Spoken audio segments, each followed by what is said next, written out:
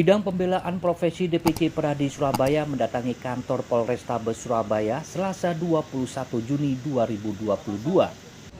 Kedatangan ini tak lain menemui Kapolrestabes Surabaya Kombes Pol Ahmad Yusef Gunawan guna meminta perlindungan hukum sekaligus mempertanyakan surat pelimpahan perkara dari Polda Jawa Timur ke Polrestabes Surabaya terkait penganiayaan terhadap advokat magang Mateo Gladen SH di apartemen Purima Surabaya yang terjadi Rabu 15 Juni 2022.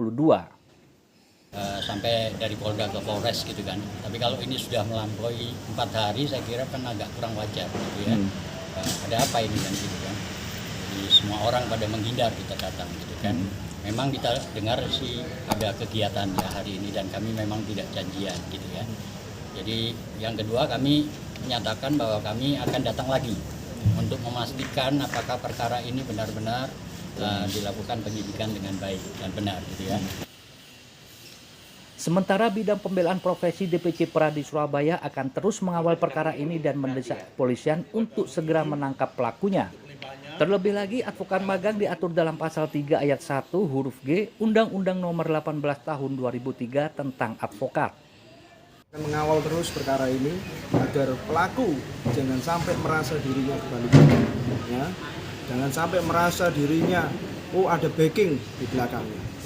Kita ini negara hukum, kita lihat apakah hukum bisa ditegakkan.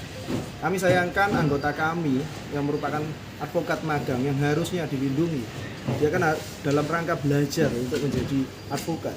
Harusnya ada rasa tenang dalam menjalankan tugas profesinya ke depan. Tapi justru sebaliknya hal ini nggak bisa dihindari terjadi. Ini yang kami sayangkan. Oleh karena itu kami mendesak pihak kepolisian, dalam hal ini kepolisian Polrestabes Surabaya untuk bersikap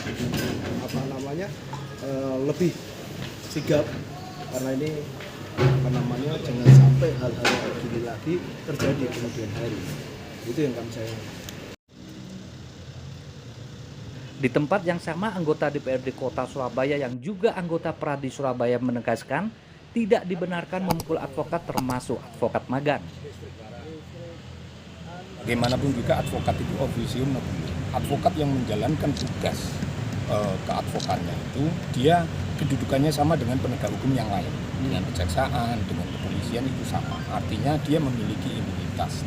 Nah, kalau kemudian ada tindakan kekerasan secara verbal yang dialami oleh advokat, tentu ini harus dilakukan penegakan hukum secara ansih agar di kemudian hari tidak terulang kembali.